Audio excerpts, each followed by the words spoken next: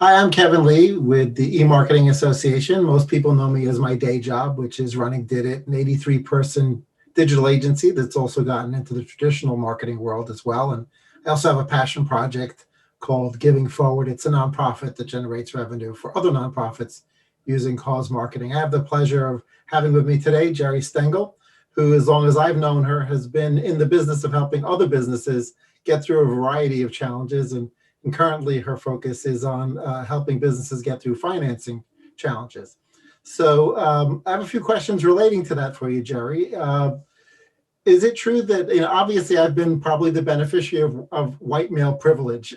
So I'm not naive enough to not realize that's probably been a factor of my success. Having a Yale MBA probably didn't hurt either. So I did not know that. but there are entrepreneurs of all sizes, shapes, and colors, right? So is it more challenging? Is it harder for minorities and women, other than white men, to raise financing for their companies? Yeah, so there's a ton of academic research that shows that it, in fact, is harder for minorities and women to raise money. And that could be the same. So it doesn't matter whether you're the same size, the same industry, the same profit margins. It's harder for women and minorities to get loans. And certainly the headlines are filled with how much harder it is for women and minorities to raise venture capital and angel financing. So yes, I suppose the obvious answer is yes, it is harder.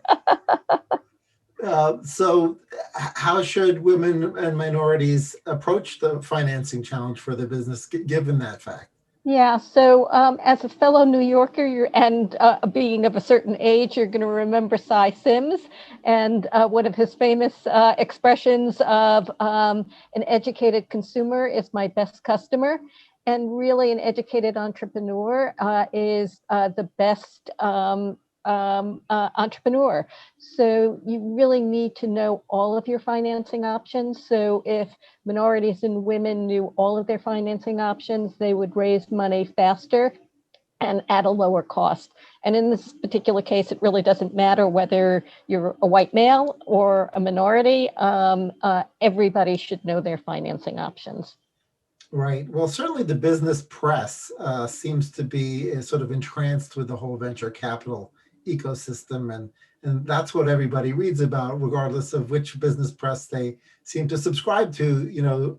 All the talk is about unicorns and valuations and additional venture rounds. ABC, seed rounds, etc. So, what types of financing should founders and entrepreneurs consider? Because obviously it's not all about venture.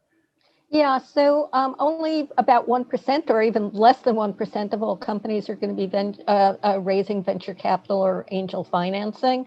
So the importance is to know the full spectrum, and there are 0% interest financing options like Kiva. And one of the first things that I advise my entrepreneurs to look at is, what are your aspirations? Are you a solopreneur? Are you a small business? Do you do business with government and corporations, or are you a high potential business? So a high potential business is the one that might be looking for venture capital, but even among that group, maybe 5% of them would be raising venture capital. So since the last financing crisis, the one of 2007, 2009, there's been a ton of new financing options that have come into the market. One that I've been fascinated with is crowdfunding. So whether that's rewards-based crowdfunding like Kickstarter, Indiegogo, and I Fund Women, you can raise money from your customers or your prospects. And what I love about crowdfunding is that it's not just about the money. It helps you demonstrate to future funders that there's a market for your new service. And even if you have been in business for a while, you can use crowdfunding really at any stage. I also like investment crowdfunding, like regulation crowdfunding. which allows, an average American to invest in your company, and it has similar benefits to rewards-based crowdfunding. But then there's also, the Cabbages and the OnDecks of the world that have come into the market again since the 2007-2009 crisis. And while they may be expensive, they may be appropriate for you. So if you're talking about needing money for a short period of time, expensive financing options may be appropriate if you need that money very, very fast.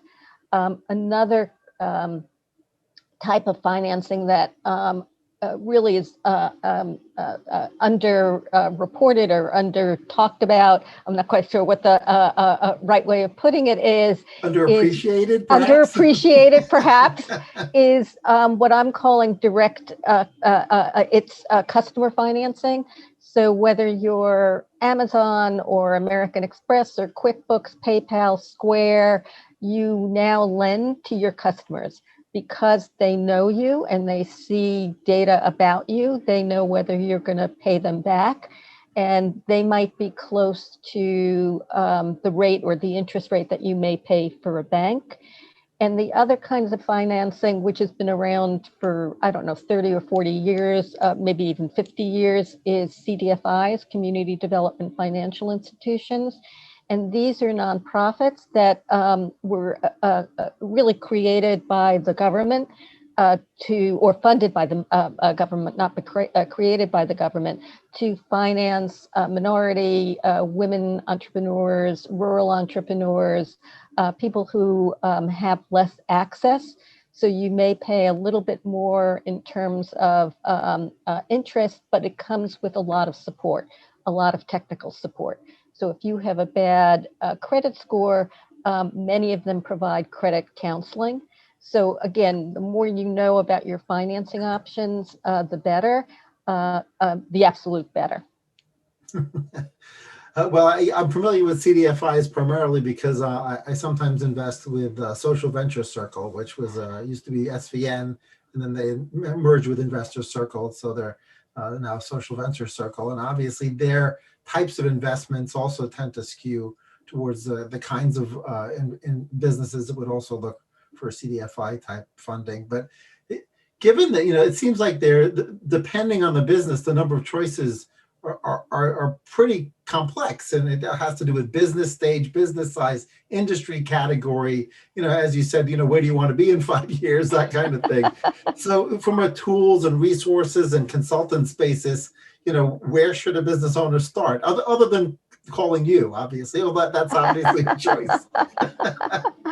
So first screen that I would consider is really your aspirations. So again, I mentioned whether your aspiration is to be a solopreneur, a small business, whether it's to serve government and corporations or high potential.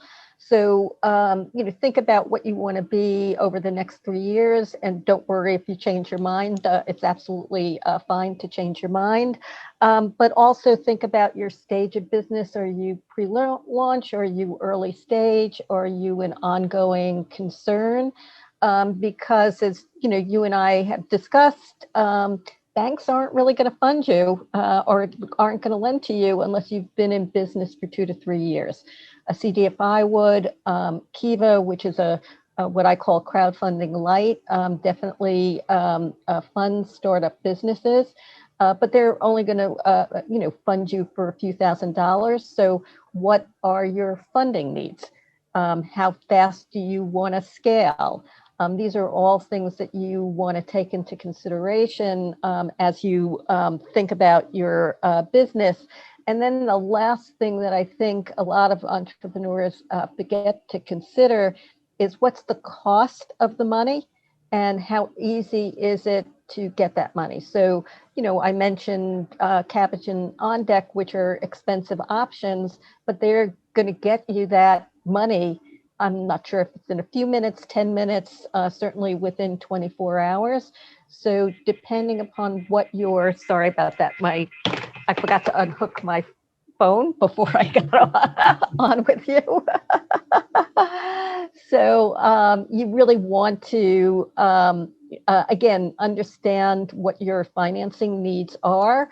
If you're considering crowdfunding, that takes months to, get your network set up to actually do the raise. But it has lots of benefits in addition to the funding, as I mentioned. If an entrepreneur is thinking that they will want to, go with some form of equity other than debt, right? There are a lot of instruments now, right? It used to be convertible notes, and then there were safes, and now there are some other things that you see around. If they're going to go that route, is there any advice that you would give other than talk to a lawyer with regards to making the decision on that? So certainly talk to a lawyer, but actually I would say talk to other entrepreneurs. So I think it's really, really important to understand the risk in any kind of financing that you're raising.